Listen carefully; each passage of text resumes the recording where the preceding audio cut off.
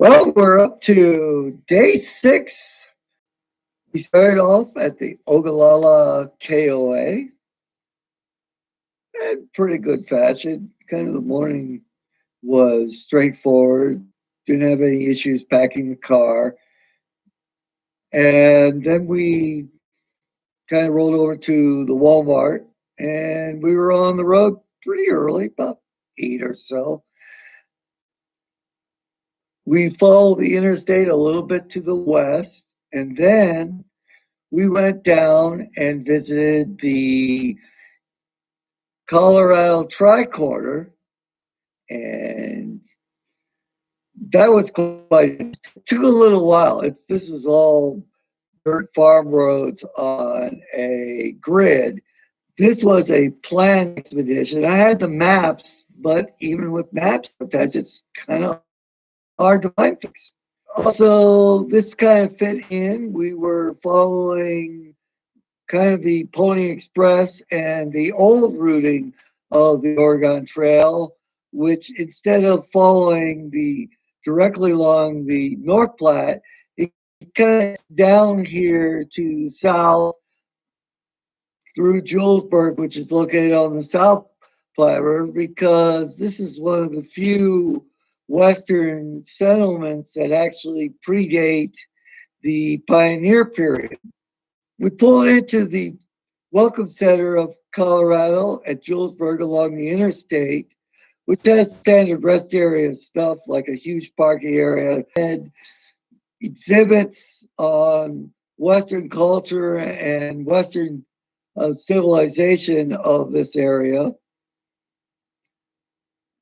From there, Colorado has a byway, which we were able to get the booklet to from the Welcome Center to all the points of interest. And we sort of followed that down and around. And it was quite interesting. It wasn't just the standard stuff, it also listed some of the early 1900s landmarks as well.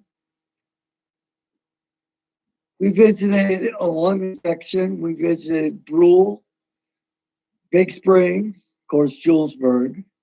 So we followed the south bank or the east bank of the Platte River, and then we crossed near Julesburg, the Platte River, and then kind of worked our way northbound along the north bank or the west bank of the South Platte, which is the historical route of the pioneers.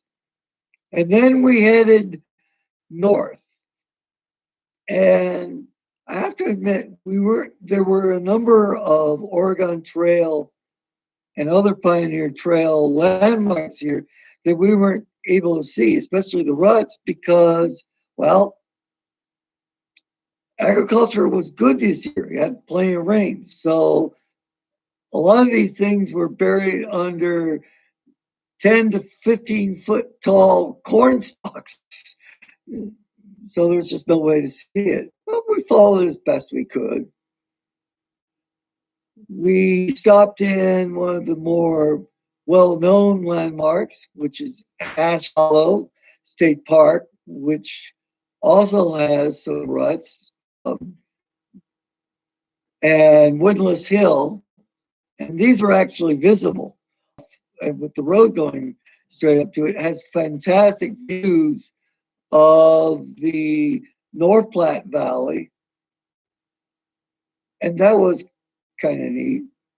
After that, we kind of dropped down to the North Platte and west of the lake, which is a huge reservoir, 25 miles or so long and several miles across, which is pretty much buried anything to the east of Llewellyn, Nebraska. So it's historical stuff. So we went to Llewellyn and headed northwest along the Platte and through some small towns. And finally, we were able to shoot a number of train videos along the main line of the Union Pacific. That was good. And I'll share with those videos at a later date. So, I mean, we made good time through here. And by the mid afternoon, we were entering Wyoming.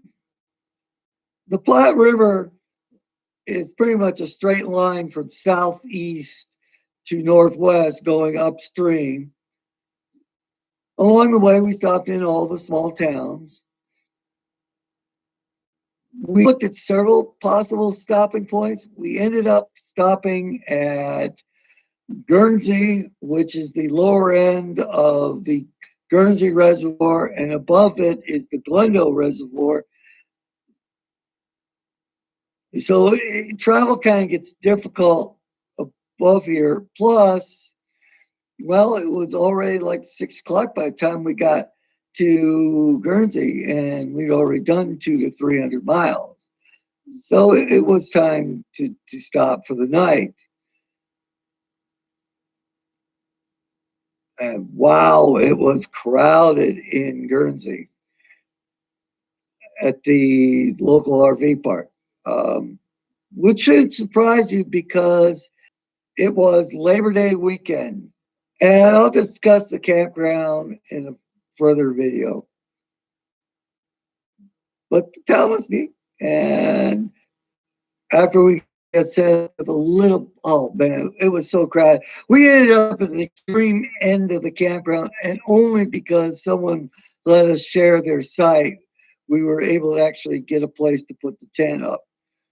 Oh, and across the way was a private campground, like a private homeowner who decided to host a party for 200 of his closest friends. And they didn't have the restrictions we did. So they were loud and music playing, setting up fireworks, anything and everything going on. I mean, almost technically, I would have liked to visit that part, but like I said, private event, couldn't go. After we got the tent set up, we immediately headed into town because we know that everything closes down at like 7 o'clock at night. Well, unfortunately, by the time we got back into downtown Guernsey, which is like a 6 block long business district, already the restaurants were closing down. We actually tried to visit two, and they were already shut down. Now, part of this is because of the lockdown, and they're just not doing the business. But also, well, time we got going, it was that late. We finally ended up eating at the bowling alley. Yeah, I know you're saying this was a really bad choice, but actually, choice. The bowling alley has a full scale restaurant with a bar attached. So I got a great mug of beer. She got, I think, a fish dinner, and I splurged that. I got a steak dinner, and it was like $20, and it was a really good steak dinner. I mean, big, and the steak was cooked perfectly, and I was like, yes, this is the way to end an evening. Obviously, by the time we got back to the campground, it was about 9 o'clock, so we just called it quits. And so that ended our day for day 6. So we finished up Nebraska and started on Wyoming, and it started to be a really nice vacation.